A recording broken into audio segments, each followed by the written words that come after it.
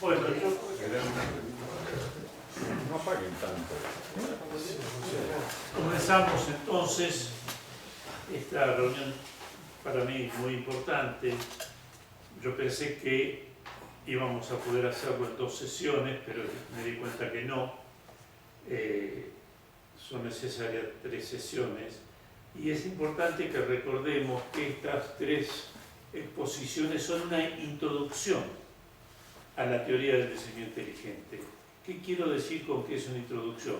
Con que yo voy mencionando cosas, voy dando razones, mostrando de cuestiones que se discuten, pero en cada una de ellas hay que adentrarse y estudiar. Pero no es el sentido de estas charlas, sino introducir simplemente al problema y evitar una de las razones fundamentales, no la única, que porque uno mediáticamente escucha cosas, las crea. Así como se hizo un mito con la Revolución Francesa, como la gran obra de la humanidad, y sabemos que es una obra que está rodeada de conspiraciones, de muertes y de persecuciones. Sin embargo, cualquier chico educado en un colegio diría, no, es uno de los momentos culminantes de la civilización, cuando sabemos que no es así. Lo mismo pasa con este tipo de cosas ya en un ambiente más estrecho. Decir, no, yo abrí Wikipedia y leí teoría del diseño inteligente, que es pseudociencia, que está a nivel del terraplanismo, o cosas aún más ridículas como leer el futuro, la astrología. Y un poco el sentido de esta introducción es desterrar este tipo de cosas e interesar por el tema, y que a su vez ustedes tengan, los que nos están escuchando, la posibilidad de transmitir, no, es algo serio y podés verlo acá. Bueno, comenzamos con, yo he querido que estas 3 exposiciones las presidiera Catalina de Alejandría, porque ella dio la vida por decir sus verdades, y lo nuestro no es tan épico, pero bueno, estamos también en minoría.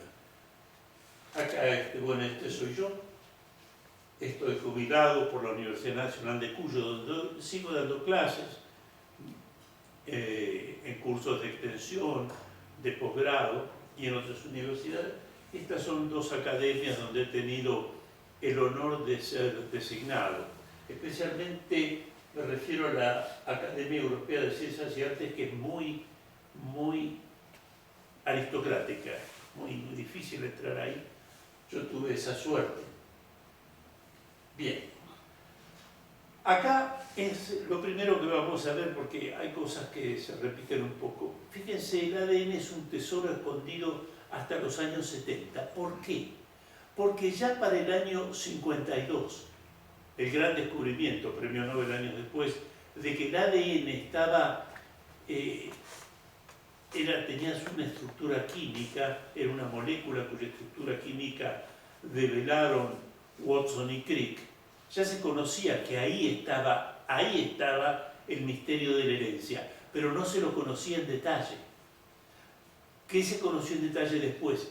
Que el tesoro de la herencia estaba en un lenguaje que estaba contenido en el ADN, pero recién en los años 70 se pudieron comenzar a descifrar los mensajes. O sea, uno sabía, ahí, en el ADN, está contenido las instrucciones para la construcción de lo que los vivientes necesitan.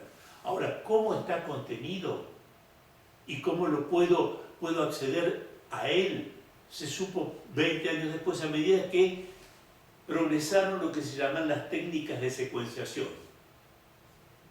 Uno sabe, si tomamos una analogía, que una determinada tribu que uno no conoce habla en un lenguaje, y sabe que tienen un lenguaje y que se entienden entre ellos, y que por lo tanto son seres inteligentes y racionales, pero eso no significa que de un día para otro voy a comenzar a conocer ese lenguaje. Por eso se dice hasta los años 70, porque en los años 70 se comenzaron a poder secuenciar los genes, sobre todo de la mano de la medicina, que tenía mucho interés en saber qué genes estaban fallados con relación a las enfermedades genéticas. Entonces, y recordemos que los genes son secuencias complejas, ordenadas y específicas. ¿Por qué son complejas? Porque constan de miles de letras, que son las bases. ¿Por qué son ordenadas? Porque son secuencias ordenadas. De la misma manera que en el lenguaje común, la palabra casa no solo es una C, una A, una S y una A. Tienen ese orden. Pero acá estamos hablando de un orden de miles de bases. ¿Y por qué son específicas? Porque representan algo. Un gen representa una proteína, una enzima que el organismo necesita. Bien, pero esas secuencias extensas, complejas y específicas tienen una probabilidad inalcanzable de haberse formado azarosamente. Fíjense, para una secuencia de 150 aminoácidos, que sería la enzima catalizador más pequeño que podemos imaginar, o mejor dicho, experimentalmente sabemos que es la más pequeña que podría tener estabilidad como para cumplir una función, es de 1 en 10 a la 74. Entonces, ¿es eso alcanzable? No por el azar. Y acá viene algo que simplemente voy a mencionar y que le va a llamar la atención a los ingenieros y también le va a llamar la atención al público que nos estará viendo por YouTube, porque son cosas que no se saben. Y a veces no se saben porque no trascienden y, como recién hablábamos con el padre, la gente tiene hoy una cultura mediática. Trata de informarse y aprender mediante los programas de televisión que están en YouTube, que a veces son buenos cuando se trata de cuestiones donde no hay cargas ideológicas o malas intenciones atrás. Pero eso no basta, hay que estudiar. Sorpresas. En 1996, quizás los ingenieros lo sepan, apareció en el terreno de la informática un teorema matemático de muy difícil lectura. Para entenderlo, leyéndolo tal como es, hay que dominar matemática superior. Pero ¿qué es lo que nos dice el teorema del no free lunch? Así se llama, ¿eh? Si lo ponen en español, no free lunch, así lo van a encontrar. Es un teorema de la informática. Dice que no hay comida gratis. ¿Qué quiere decir que no hay comida gratis? Quiere decir que en una máquina de aprender, estamos en el campo de la informática, si yo a esa máquina en sentido, esto es inteligencia artificial, no le doy los datos de lo que tiene que buscar y en el contexto en que lo tiene que buscar, la máquina no va a funcionar. Eso es lo que nos dice el teorema del no free lunch. Por eso se llama no hay comida gratis. Si yo quiero descubrir algo, no puedo partir de cero. Tengo que ya tener algo. Por eso Milton Friedman lo usó como analogía en el sentido de no hay comida gratis. Estamos en el terreno de la economía. Esa plata sale de algún lado. No es el maná que caía del cielo. Bueno, en informática quiere decir que no hay una máquina que vaya buscando soluciones si yo no la he preparado para eso. Ahora, haciendo una comparación legítima, porque está relacionado con esto, pasa lo mismo con los organismos si los pensamos evolutivamente.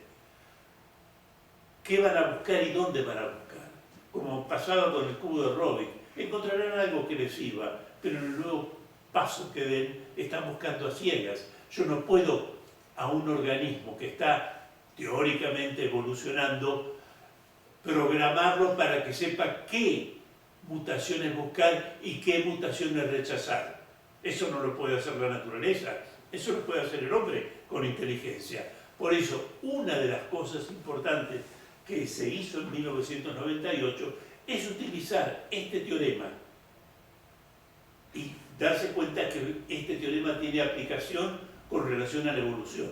Y lo que muestra el teorema es que la evolución, en el sentido neodarwiniano, no en otros sentidos, es imposible. Un organismo no sabe qué buscar y dónde buscar, mientras que una máquina que está preparada para eso sabe qué buscar y dónde buscar. Cuando yo entro a mi barrio, me dicen, mire la cámara, me reconoce el rostro, pero sabe lo que está buscando y tiene un archivo donde buscar.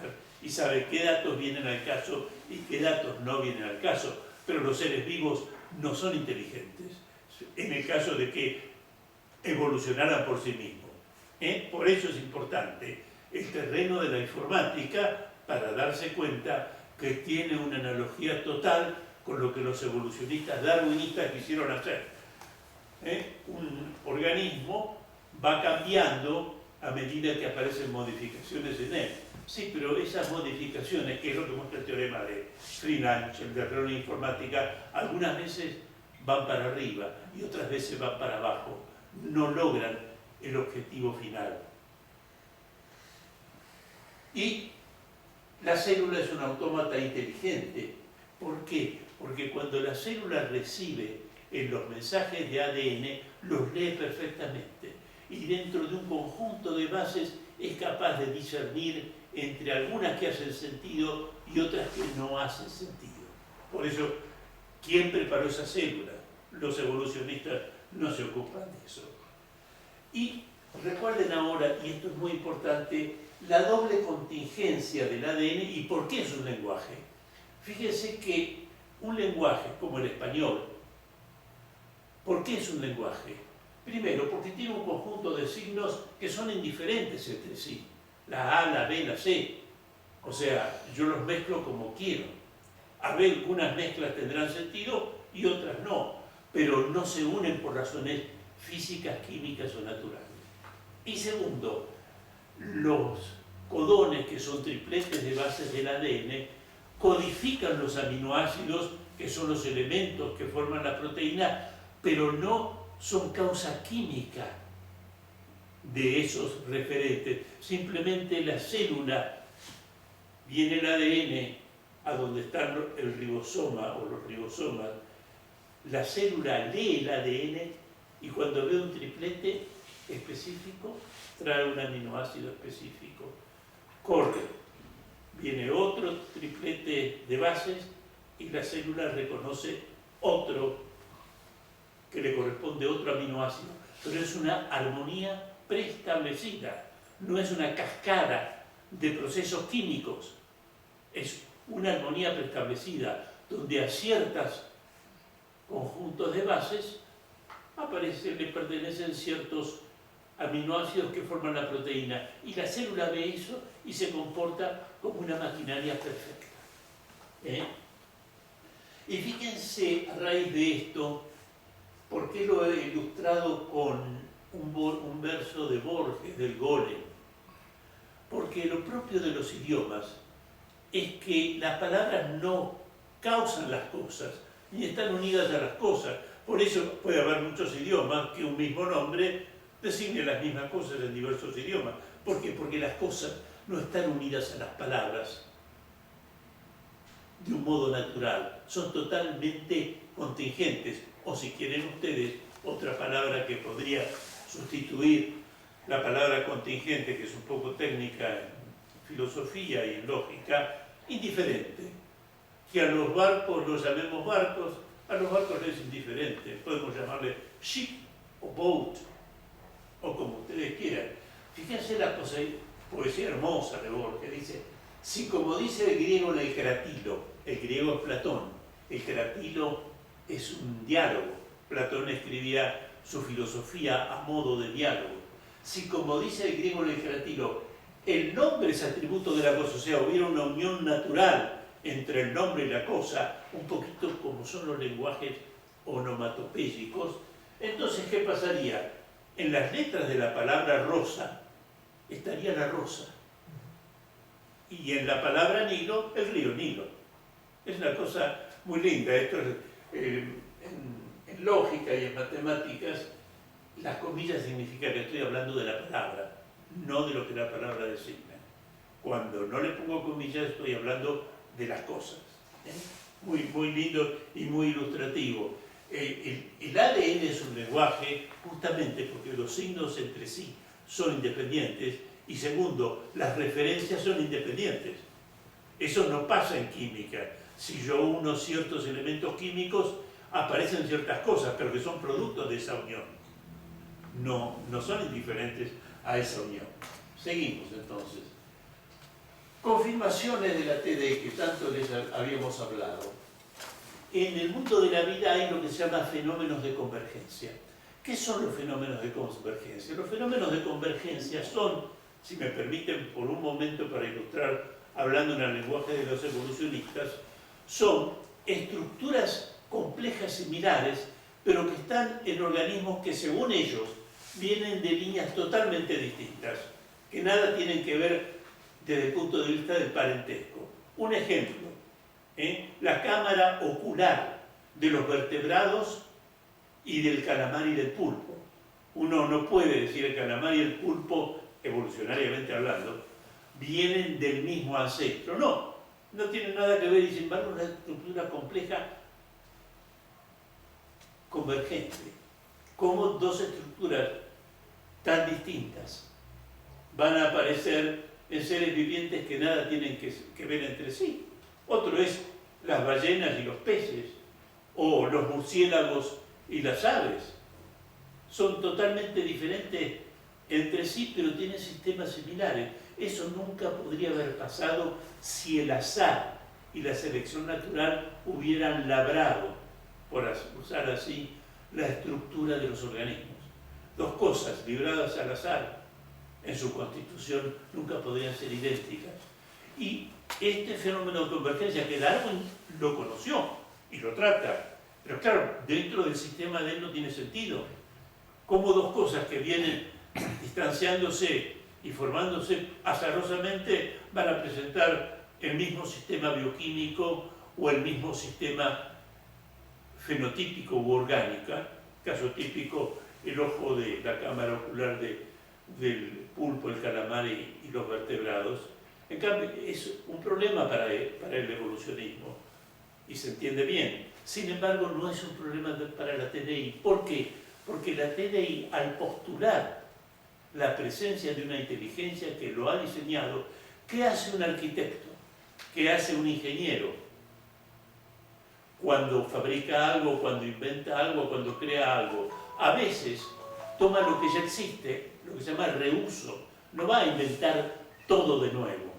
Evidentemente el arquitecto que hizo esta casa sabe muy bien cómo es el sistema de vigas y cómo es el sistema de encastre para las cuestiones relacionadas con los movimientos sísmicos. Eso no lo va a inventar. Habrá otras cosas que son específicas, que fueron el deseo estético o las limitaciones económicas de quien construye esta casa, la planifica y le dice al arquitecto cómo hacerla. En cambio, y ahora yendo a la cuestión, los fenómenos de convergencia a nivel orgánico, como los tres que mencioné, son inexplicables desde el punto de vista de quienes afirman que los vivientes son producto del azar y de las fuerzas que los rodean. Imagínense ustedes, y eso es una metáfora de Darwin, pero muy, muy cercana a lo que él quería decir. Imaginemos dos rocas, como podemos ver en el Valle de la Luna, sometidas al viento, a la temperatura, a su primitiva estructura. No veríamos dos iguales.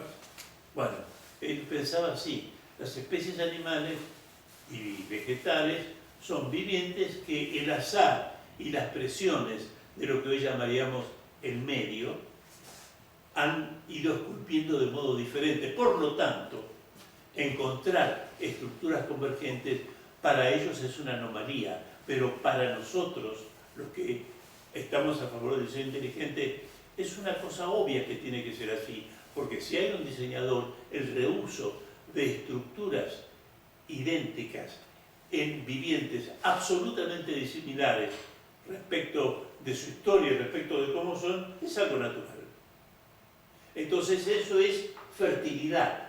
¿Se acuerdan que habíamos dicho que las hipótesis son conjeturas explicativas? Número uno. Pero no todas las conjeturas explicativas tienen el mismo valor. Cuando algo que fue hecho para explicar esto de paso explica esto, tiene gran valor. Y cuando se fundó la teoría del diseño inteligente a través de dos obras, en 1996 y 1998, quienes las escribieron atacaron otros problemas, pero después se vio cuáles eran esos problemas. La complejidad de los mensajes del ADN, que ya vimos, y algunas estructuras y procesos que no se pudieron sino ensamblar al mismo tiempo, como es la visión, como es el proceso de coagulación de la sangre y otros procesos y sistemas o estructuras que no nos podemos detener. Bien,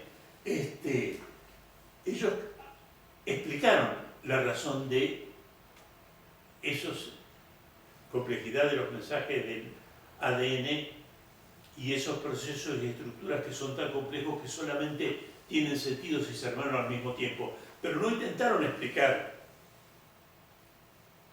los fenómenos de convergencia, pero justamente lo que se vio que si postulamos la TDI, no solo explicamos esos fenómenos, esa complejidad del ADN inalcanzable con los recursos probabilísticos desde que existe la Tierra, y esos procesos y estructuras de gran complejidad, como es la visión o la coagulación de la sangre, si postulamos un diseño inteligente de eso, nos damos cuenta que también ese diseño inteligente nos explica por qué existen estructuras convergentes en el mundo de los organismos. Número uno. Y número dos, cuando se comenzó a poder secuenciar, y esto estamos ya hablando de fines de los años 90, a nivel molecular, genes, proteínas y sistemas bioquímicos ya en un nivel molecular, se descubrió que también existían enzimas, genes, sistemas bioquímicos y proteínas que tenían la misma estructura en vivientes tan diferentes como pueden ser humanos y ratones. Y acá el argumento es el mismo. ¿Qué hace un ingeniero? ¿Qué hace un arquitecto? ¿Qué hace un diseñador? Usa a veces recursos comunes para cosas totalmente diferentes. Pero ¿cuál es la diferencia entre el nivel orgánico y el nivel genético? Que ese mundo de la vida a nivel genético y molecular, que es cuando el ojo pudo entrar en esos niveles, no se sabía que iba a ser así.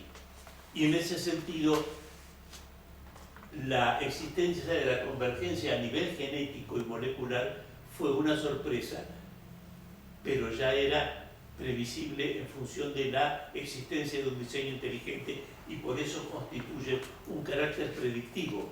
Recuerden ustedes que en nuestra primera exposición dijimos, ¿qué es predecir? Predecir no es solo decir lo que va a pasar, sino decir lo que hay, aunque todavía no sabemos si está, o cómo son las cosas, aunque no las hemos visto todavía. La predicción tiene un acompañante, la ignorancia. Recuerden lo que dijimos, Mendeleev, cuando hizo su tabla de los elementos químicos, predijo que existían varios elementos químicos y los detalló, pero nadie los había visto, pero ya existían. Sin embargo, fue una predicción. También pusimos el ejemplo de Schliemann, que dijo, Troya existió, no es una leyenda. Este caso quizás no es tan claro, porque algunos dicen que el embajador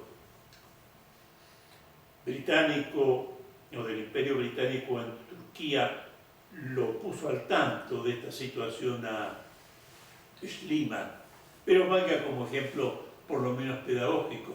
En esa época se pensaba en el medio académico que Troya era una leyenda. En cambio, Schliemann la encontró y en ese sentido hizo una predicción exitosa. Esto es, hay 5 niveles más de confirmación mínimos, pero esto simplemente es una introducción, recordémoslo por favor. Acá viene una tercera. Fíjense que todos nosotros tenemos ADN en nuestras células, células de todo tipo. Pero fíjense que el ADN de las células del ser humano, de los animales, de los vegetales, solamente un 3, 4, 5% como mucho codifica algo. Esto es espectacular. Esto se descubrió a fines de los años 90. Entonces, ¿qué pasó? ¿Qué es el otro ADN que no codifica nada? Es como tener un libro donde el 5% son frases que tienen sentido y el 95% son, digamos, ristras de vocales que no dicen nada. Eso se descubrió en los años 90. Entonces, ¿qué hicieron los biólogos? Dijeron, hay un ADN codificante, 4 o 5%, 3%, depende del organismo que estemos hablando, pero todo. Le llamaron a lo demás ADN basura, ¿no? Trash DNA, ADN basura. Hasta ahí las cosas iban bien. Ok, este 95% no sirve para nada. Pero ahí se da un paso teórico importante. Dijeron, cuidado, estoy hablando de los evolucionistas, estoy hablando de personas que van a quedar pintadas en esta película. Después puedo nombrar algunos, como Dawkins, el director de Skeptic, Phil Kitcher, Fukuyama. Estoy hablando de líderes del evolucionismo. ¿Qué dijeron? Dijeron, este ADN nos viene como el maná del cielo. ¿Por qué? Dicen, este ADN que no codifica nada en nuestro organismo son los restos de un ADN que codificó para especies que nos antecedieron, pero que hoy no tienen ninguna utilidad. Prueba de la evolución. Y algo más, nos muestra que el diseño inteligente es falso. ¿Por qué? ¿Por qué un diseñador inteligente va a llenar nuestro genoma con un conjunto de ADN que no codifica nada? Como ¿quién va a escribir un libro del cual el 5% dice algo y el otro el 95% no dice nada? Eso no lo hace un escritor inteligente. Entonces dijeron esas dos cosas. ¿Qué pasó? Por la misma época que estos líderes del evolucionismo hablaban, esta es una prueba contra el diseño inteligente, esto es una prueba de la evolución, se comenzó a conocer que ese ADN no codificante, cada vez más, por eso pongo por ahí infiere, se descubrió que tenía todo un sentido, que era un sentido regulativo, que esas partes de ADN no codificante tenían un sentido de regular el modo como lo que es codificante va siendo transmitido a la célula para que la célula cumpla su labor. Entonces, ¿a qué llama Operación Silencio? Cuando se descubrió esto, ¿qué hicieron quienes habían dicho que esto era una prueba de revolución porque era ADN sobrante de nuestros ancestros? Cuando dijeron un diseñador inteligente no llena de basura el genoma, se llamaron a silencio y no hablaron más del asunto. Eso es lo que se suele hacer. Es muy raro en ciencia encontrar a alguien que dice me equivoqué o nos equivocamos. Hay algunos casos históricos, pero son mínimos. Y eso nos habla no de la ciencia, nos habla de los hombres y la conducta moral, ¿no? Es el caso de Frege, que cuando hizo su famosa teoría general de la aritmética, para mostrar que la aritmética se podía deducir de la lógica, descubrió, gracias a una carta de Bertrand Russell, que la teoría de conjuntos que él usaba contenía una contradicción insalvable. Frege escribió una carta diciendo, me equivoqué, renuncio a mi proyecto por el que había trabajado toda su vida. Pero casos como esos se ven muy poco. ¿Y cuál es la conclusión? En los organismos no hay basura, como decían estos hombres. Más aún, hay algo que inmediatamente ustedes perciben. Estos biólogos que se creían pensadores teóricos, decían que el diseño inteligente era pseudociencia. Como lo van a ver ustedes si abren Wikipedia y buscan diseño inteligente.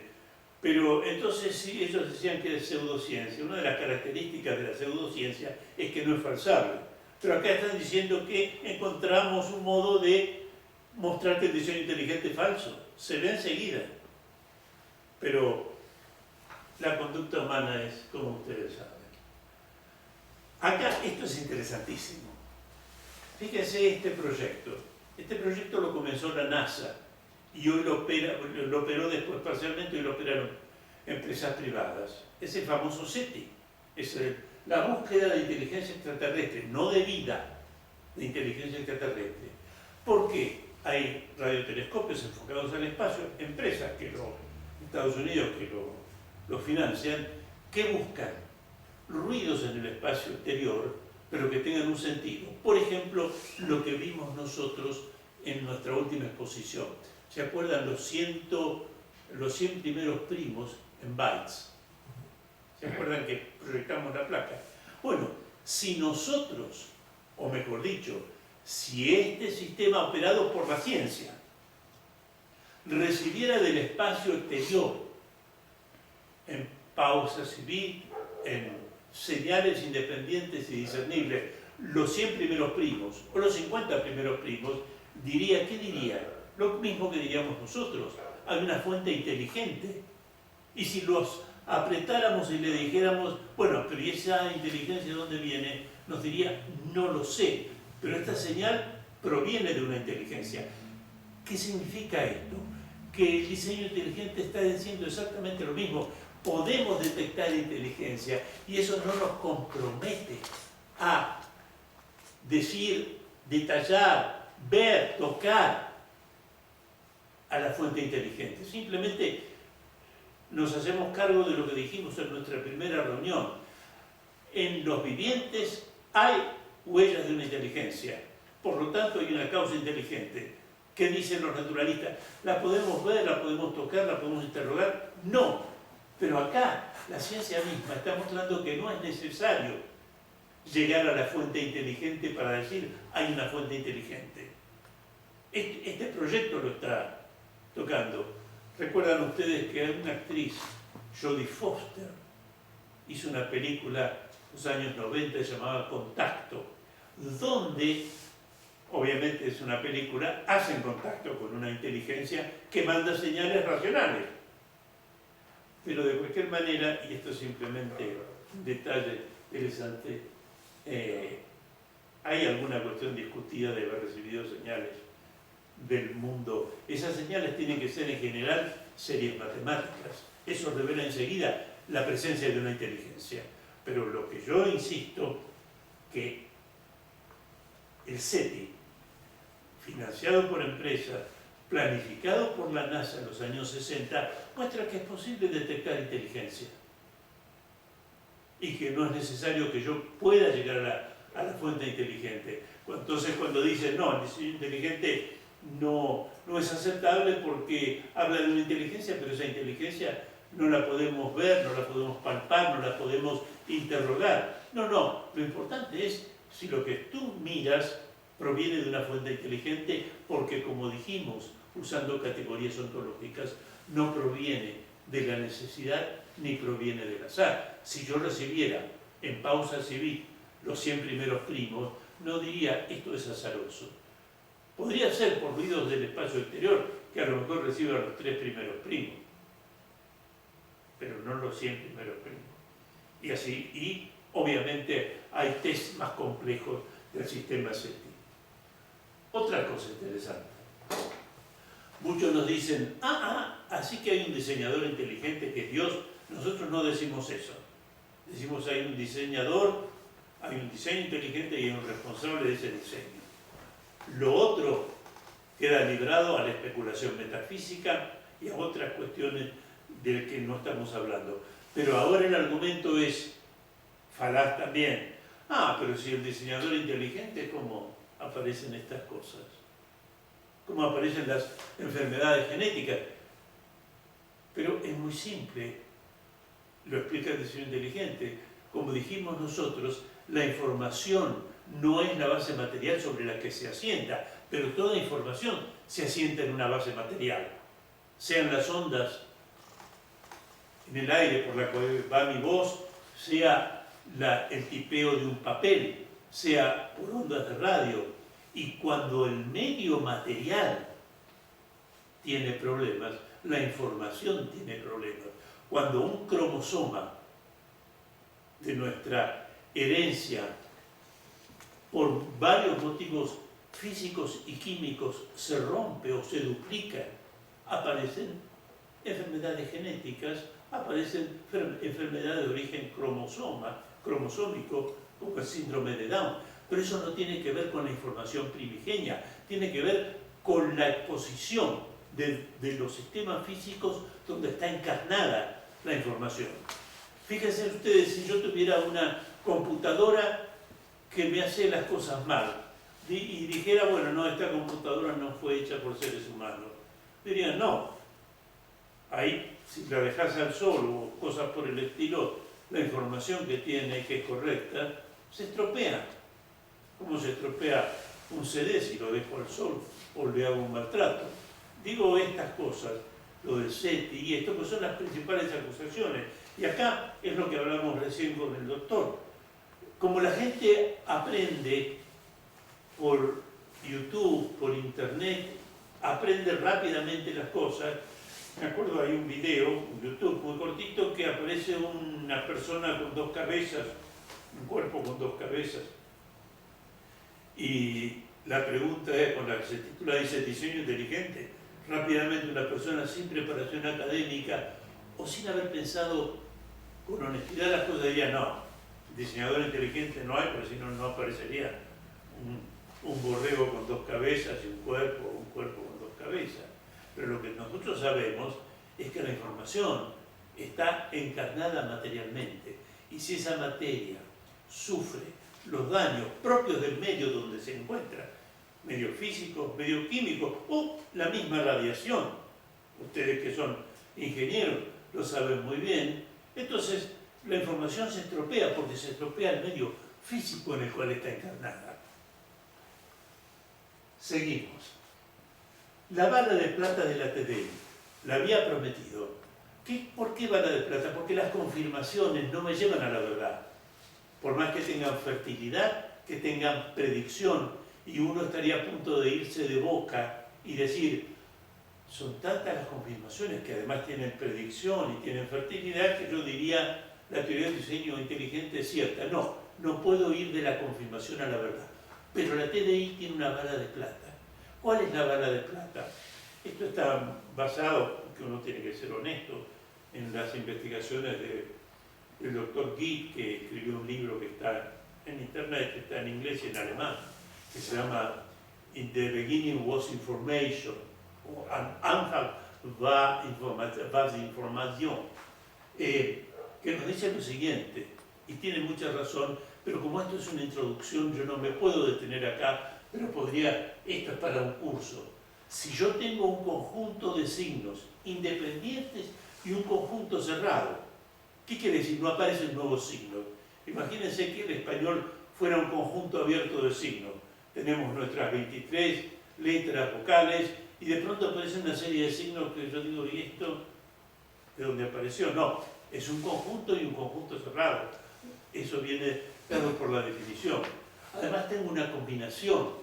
Ciertas combinaciones son lícitas, las palabras, y ciertos signos de puntuación me dicen cómo tengo que entender una sentencia escrita en ese lenguaje.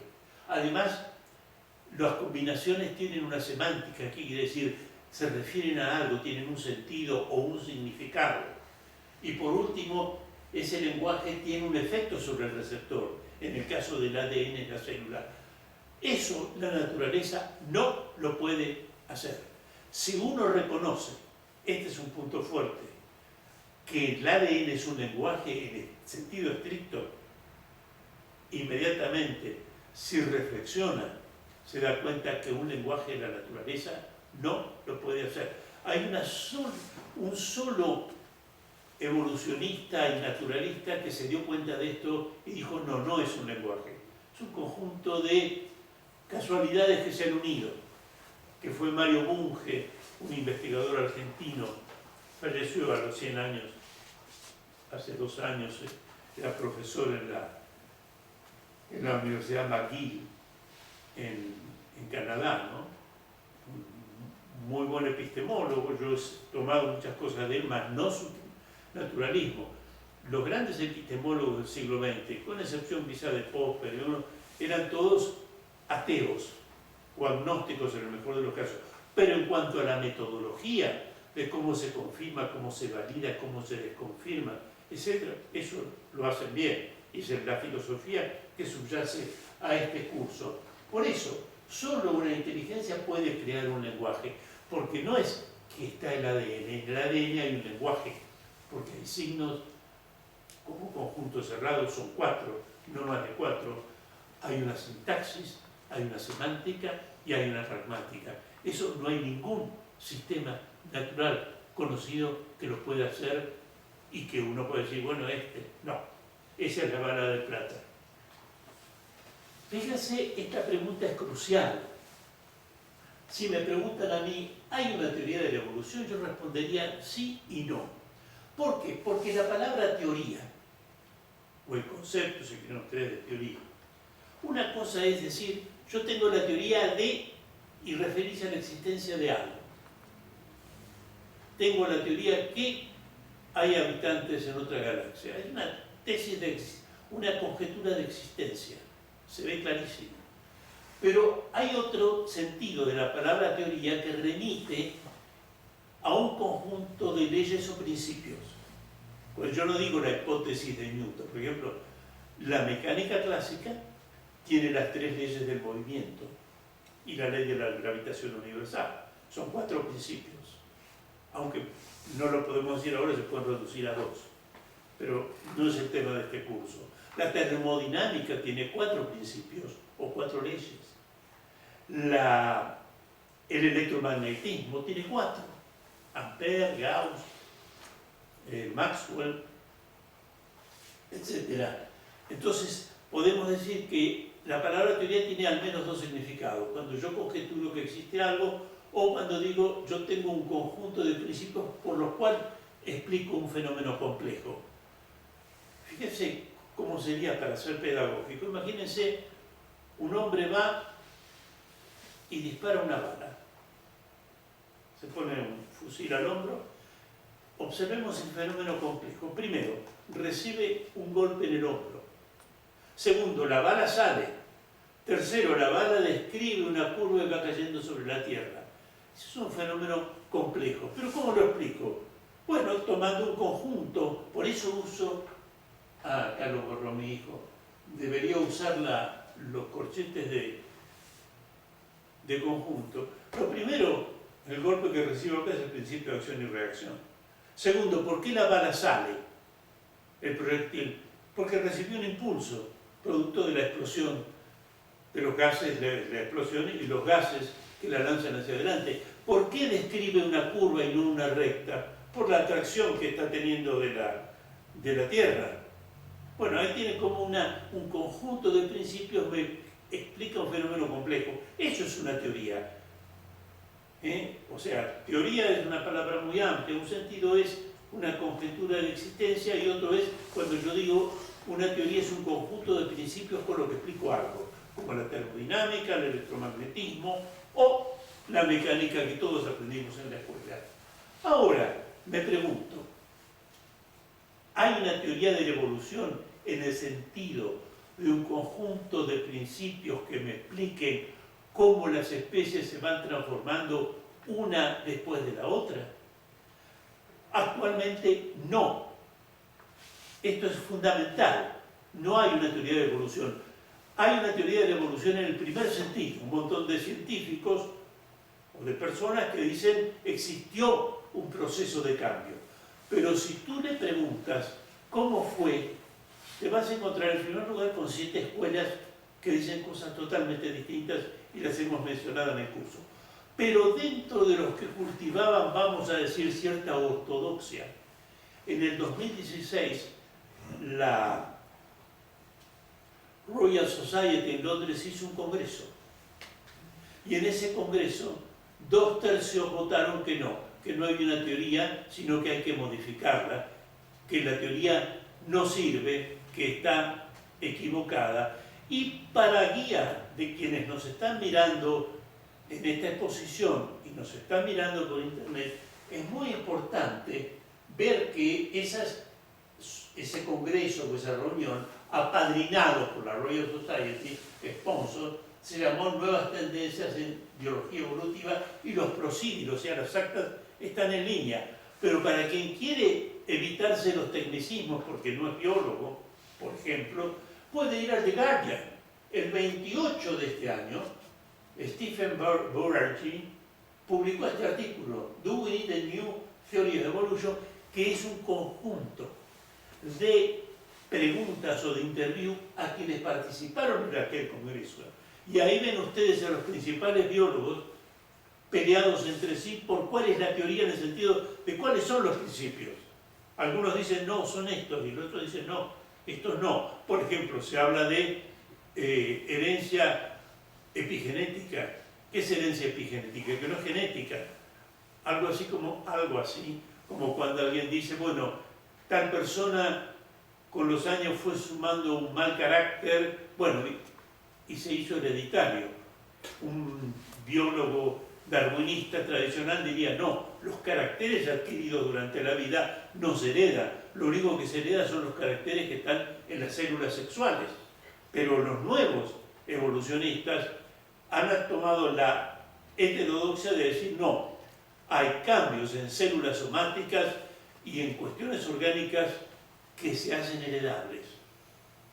Por ejemplo, otros dicen que los vivientes tienen plasticidad en el fenotipo, que también era una heterodoxia, era un verdadero horror para el neodarwinismo. Entonces, cuando te dicen, ¿hay una teoría de la evolución? No, no la hay. Hay diversas teorías haciéndose, como diríamos en latín, infieri. Pero fíjense cuál es la conclusión epistemológica, que es mi punto de vista principal. Cuidado, si vemos que hay varias teorías, entonces no hay ninguna. Se dirá, están en construcción. Ok, están en construcción. Pero ¿cuál es el sentido de esa diáspora que ustedes pueden leer en el The Guardian?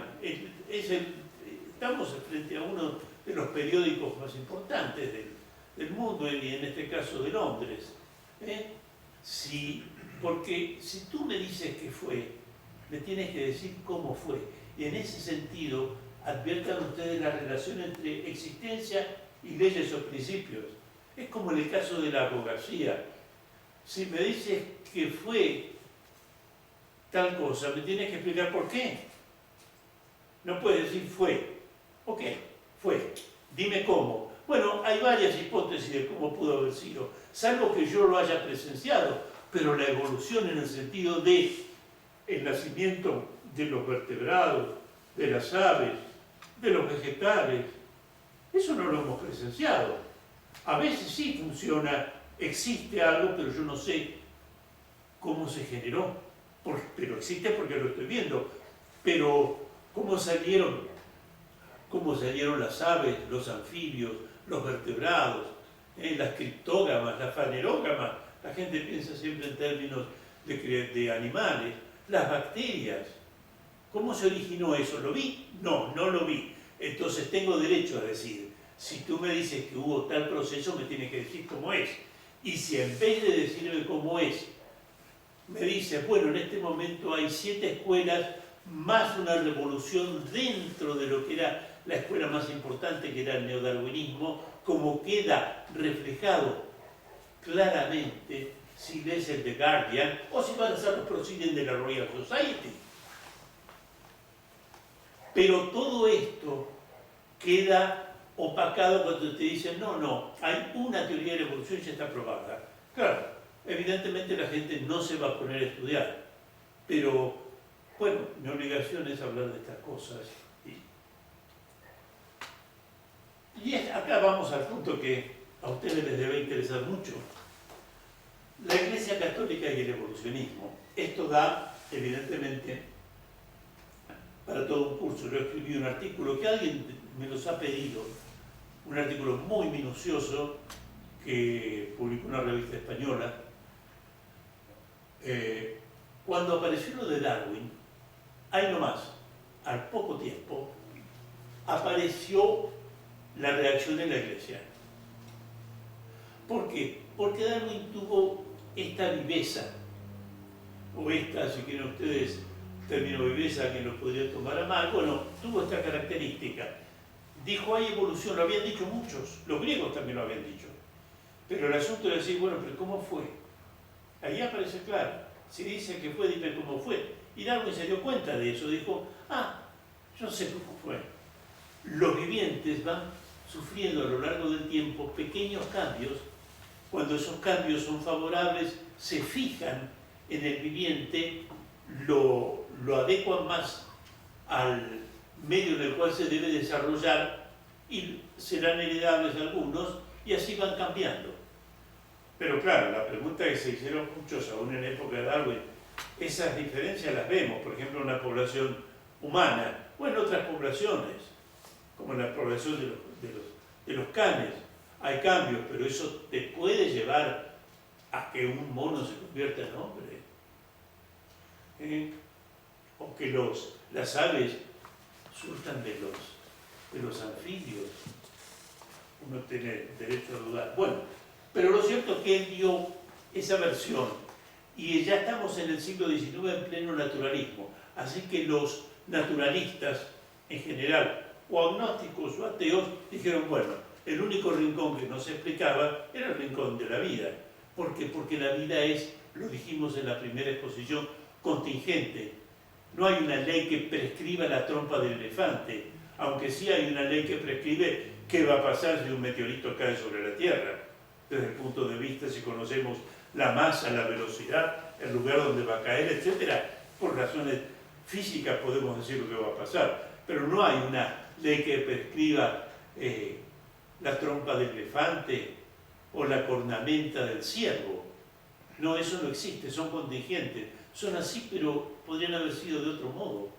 Eso es fundamental.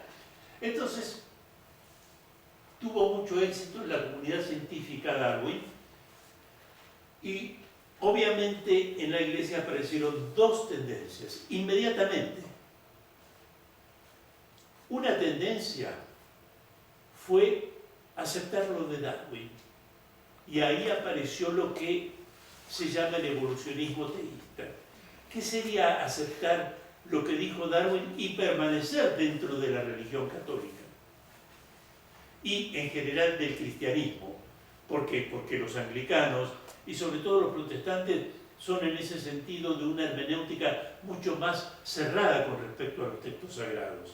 Tanto es así que ustedes habrán oído fundamentalistas protestantes que dicen, bueno, Dios creó tal día de hace 6.000 años a tal hora, bla, bla, el mundo y creó a Adán y Eva, o sea, son mucho, la hermenéutica de ellos es muy cerrada, casi no, toman literalmente lo que dice la Biblia.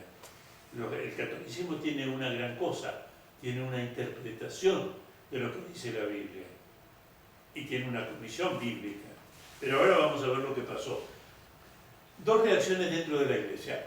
Los que dijeron, sí, apareció esta teoría y esta teoría es verdadera. Fíjense, fundamental para la audiencia que nos está escuchando, siglo XIX, estamos a partir de 1860, el origen de las especies aparece en el 59, no existía la idea que hoy hay en epistemología y que la impuso Popper y después fue moviéndose con diferentes epistemólogos de gran fuste. No se pensaba que las teorías eran conjeturas fundadas, pero conjeturas al fin, o sea que podrían llegar a ser falsas. Por teoría se entendía un conjunto de principios, hasta ahí estamos de acuerdo, que eran verdaderos. Si en este momento quien les habla estuviera dando clase en Cambridge o en Oxford o en Berlín en el año 1870 y hubiera dicho, bueno, las leyes de la mecánica están confirmadas, pero son conjeturales, aunque están confirmadas, seguramente me hubieran dicho, mire doctor, ahí está la puerta. Se pensaba que las teorías eran verdades. Esto es importantísimo. Y entonces hubo una gran parte de el catolicismo, de los pensantes, la gente común no se mete en eso, recibe las consecuencias, que dijo no, Darwin tiene razón, es verdad, el proceso que él describe es cierto, pero ¿cómo es esto? Es que Dios va guiando la evolución. Aquello que Darwin piensa que son características que salen al azar y que van formando nuevas formas de vida, en realidad son pasos que van siendo determinados por la providencia, como quien hace un sistema que se va desarrollando en el tiempo. Los que estamos del lado de abajo decimos, estos cambios son totalmente azarosos, pero no, los que confiamos en Dios, ¿qué decimos? No, son cambios que fueron hechos o previstos en el plan de la creación para que aparecieran naturalmente las formas de vida, pero no son naturalmente, son providencialmente. Claro, los darwinistas que hacían con esto se burlaban. Ahora, si ustedes quieren llamarle no azaroso a lo que es azaroso, llámenle. Es más, Henry de Dorlodot, un dominico de la Universidad de Lovaina, publicó a principios del siglo XX 5 tomos que se llama El darwinismo desde el punto de vista del catolicismo. Y tiene una frase que el que la entiende sabe lo que es el evolucionismo teísta. ¿Por qué esto es importante? Porque hoy casi todos los católicos que están en altas esferas son evolucionistas teístas. Dorlodot dijo, efectivamente, Dios creó al hombre, como dice la Biblia, pero no dice cómo. Dejando espacio como para decir, vino de un mono o de un ancestro común a nosotros y a los monos, pero eso fue llevado por la providencia de un plan divino que se desplegaba en el tiempo. Pero otro sector de la Iglesia inmediatamente se dio cuenta del peligro que significaba decir que el hombre era descendiente de los monos. Y en un poquito antes, 1860 y pico, se hizo el primer sínodo en Colonia, organizado por von Geisel, el obispo, que condenó totalmente el evolucionismo, sobre todo respecto de la pareja humana. ¿Por qué? Porque Darwin había dicho, y yo se los dejé escrito en un pequeño texto que les di la exposición pasada. Darwin dice directamente, el hombre desciende de los monos del viejo mundo. Y el sínodo de Colonia dijo, eso es contra la Biblia, contra la revelación. El hombre viene de Adán y Eva, hay un monogenismo, hay un pecado original que se hereda y que le da sentido al bautismo, que restaura en parte eso.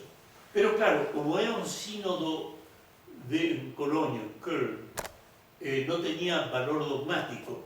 Y entonces es cuando aparece el primer concilio vaticano, en 1870, organizado por Pío IX, que hace una declaración absolutamente contraria al evolucionismo, diciendo los vivientes y sobre todo el hombre en toda su sustancia fueron creados directamente por Dios.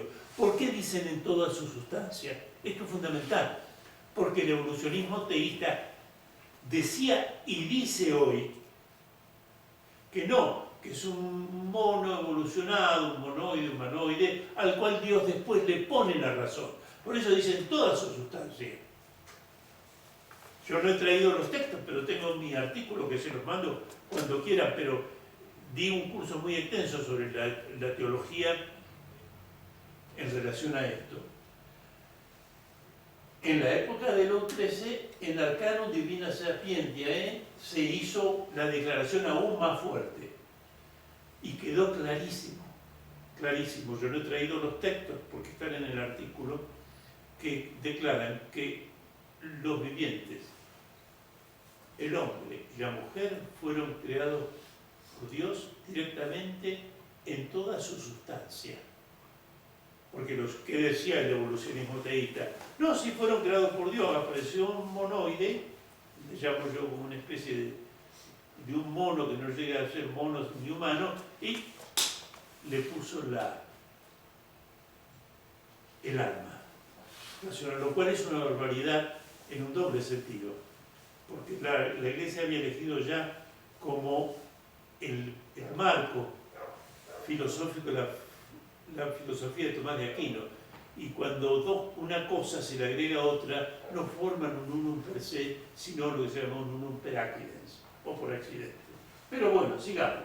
Sin embargo, en 1950, a pesar de esas declaraciones de las autoridades de la Iglesia Católica, pero cuidado, con valor ya dogmático, el Concilio Vaticano I y lo de León XIII, en 1950 aparece la encíclica Humani Generis de Pío XII. Y en esa encíclica, Pío XII muy sabiamente dice 3 o 4 cosas. Primero dice, es lícito investigar el origen de los vivientes y el origen del hombre. Pero para que aquellos que creen que está probado que ese origen es un origen natural y evolutivo, piensen que se trata solo de una teoría. Pero se puede investigar. Pero lo que no se puede poner en duda es el origen del hombre y la mujer y el carácter monogénico de donde desciende la raza humana o la especie humana. Lo dice clarísimamente. Pero obviamente los naturalistas católicos o evolucionistas teístas dijeron, no, el Papa ahora acepta la evolución. No, el Papa es clarísimo, hay que leerla. Y esa es la diferencia entre los gente que habla en los medios y los que tenemos que estudiar, porque no nos queda otra. El Papa dice, no olvidemos que es una teoría y como es una teoría, tiene un carácter conjetural. Claro, estamos en la época post-Popper, no en la época en que se creía que si algo es una teoría, entonces es verdadera. Pero dice, de un modo más liberal, Pío XII, los cristianos pueden investigar, pero donde no pueden investigar, en el sentido de que no pueden negar, es el monogenismo y la creación del hombre y la mujer. Por Dios, que es el pivote de la especie humana desde el punto de vista cristiano y el pecado original, el bautismo y los sacramentos que se siguen de ahí. Bien, pero en 1997, de un modo absolutamente contradictorio con las declaraciones, o mejor dicho, con la encíclica de Pío XII, una cosa es una encíclica y otras son declaraciones, el Papa Juan Pablo II, en la Academia Pontificia de Ciencias, largó esta frase. Hoy nuevos conocimientos llevan a pensar que la teoría de la evolución es más que una hipótesis. Lo dijo no en una encíclica, no en un documento, lo dijo en una charla dada, primitivamente en francés, en la Academia Pontificia de Ciencias. Academia en la cual conozco algunos que son católicos, no tienen nada, pero es la regla. ¿Qué pasa con esta declaración? Y yo lo marco muy claramente en el artículo que ustedes me piden, está a disposición de ustedes, como está a disposición de ustedes la crítica. Decirme, esto no es así, esto es falso, estas palabras no figuran, etc. Tiene 2 errores que son clarísimos ya a nuestra altura de nuestro mundo. Primero, las hipótesis nunca. ¿Qué se querría decir que es más que una hipótesis? Están diciendo, es una verdad.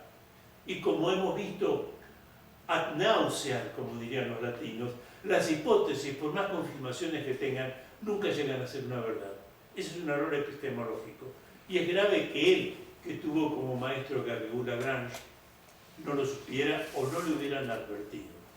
Y segundo, y más grave, para el año 97 de esta declaración, ya no solo había 5 escuelas dentro del evolucionismo que decían cosas distintas, y acá volvemos si fue, dime cómo fue, pero si veo que hay 5, estoy dudando de que esto sea así, sino que unos pocos años antes, Stephen Jay Gould, nada menos que director del Museo de Historia Natural de Harvard, y otros dijeron que la evolución tal como se les habían pintado no existía.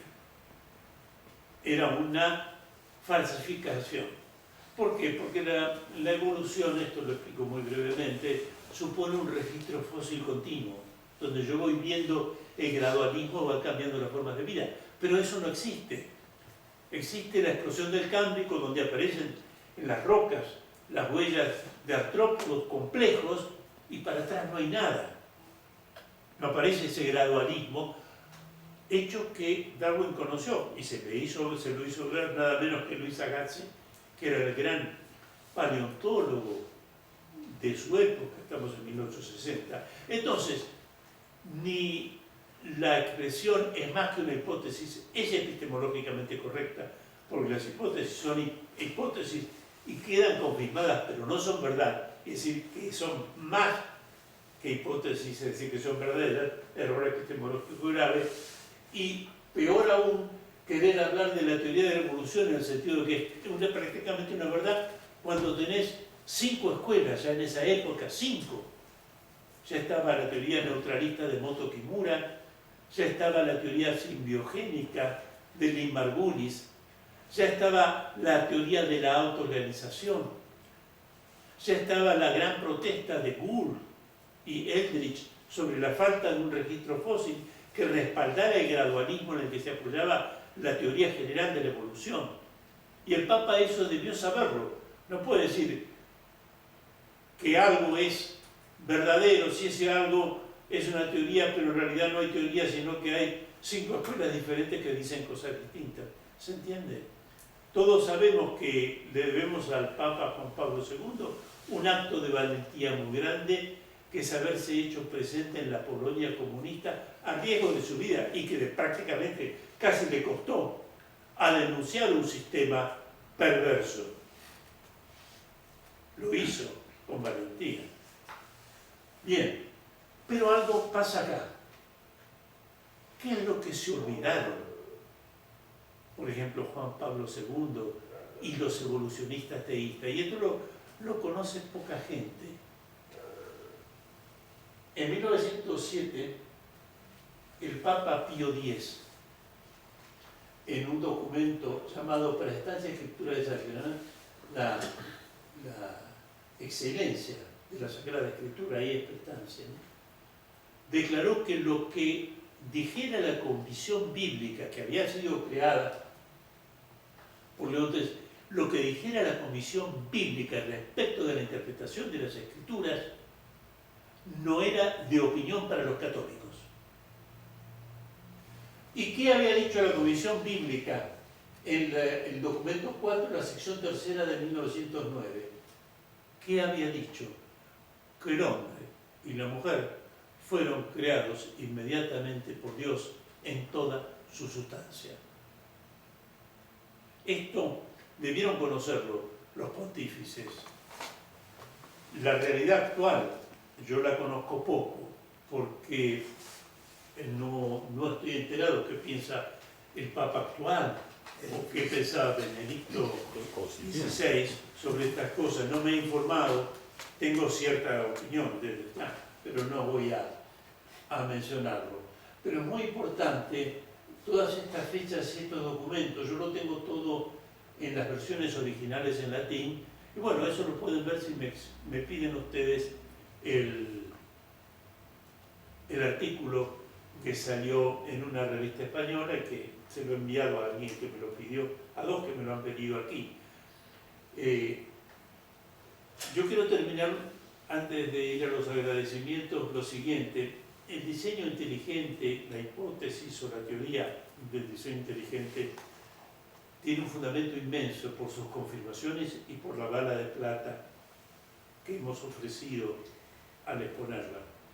Pero no es la demostración de la existencia de Dios, es un punto de apoyo para la fe. En ese sentido, su pretensión no es tan grande como la que tenían los medievales, como decía Santo Tomás, quod omnes nominan Deus, lo que todos dicen Dios, con lo que termina cada una de las 5 vías. Acá lo que termina es razonable, está confirmado, es cierto que hay un principio inteligente que ha dejado sus huellas en el mundo de la vida. Si ese principio es el Dios de la Biblia, inteligente, bondadoso, omnisciente, que da la fe a algunos, la fe salvífica, y a otros no, que permite el mal de pena como opuesto al mal de culpa, o sea, el mal que nos acaece sin merecimiento. Y como decían los escolásticos, voy caminando y me cae una piedra en la cabeza y me mata, yo no hice nada, pero el mal de culpa se explica. Bueno, eso el diseño inteligente no lo trata, no lo ha tratado, ni lo puede tratar. Y digo esto para evitar la caricatura. ¿Por qué? Porque existe la caricatura que el diseño inteligente muestra que Dios existe y enseguida vienen los ataques. ¿Cuáles son? Pero ¿cómo va a existir Dios si vemos el mal? ¿Cómo va a existir Dios si aparecen problemas respecto de la gracia, de la fe, etcétera? Entonces, eso no puede ser. Dios no existe. Son los típicos argumentos de la gente atea o de la gente que sufre el mal de pena y no puede entender cómo ese mal existe, si Dios existe y es bondadoso, omnisciente y omnipotente. Pero es un problema que ya enfrentó no solo todos los escolásticos, sino que enfrentó los grandes modernos como Leibniz y otros pensadores prominentes. Es un problema muy difícil de tratar. Es el problema que en el ámbito de la gente común lleva al agnosticismo y al ateísmo. Pero en el ámbito de la gente que se mueve en un nivel más intelectual, más académico, el naturalismo y la negación de la existencia de un principio inteligente en el mundo creado también lleva a esa negación agnóstica o directamente al ateísmo. De ahí la importancia del diseño inteligente para ser un punto de apoyo en la fe. No quería interrumpirlos más o molestarlos más. Le quiero agradecer a la fraternidad sacerdotal, y lo pongo Custodia Traditiones en comparación con el nombre que se le dio al motu proprio, por la oportunidad que le dio de expresar estas ideas, que en otros lugares, como les comenté en un video, no he tenido, porque no es hacer que los ateos se enojen, los darwinistas. Al doctor Bernardo le agradezco por la invitación a disertar y a todos ustedes por su presencia. Siempre me van a tener a su disposición para contestar las preguntas, incluso las más difíciles.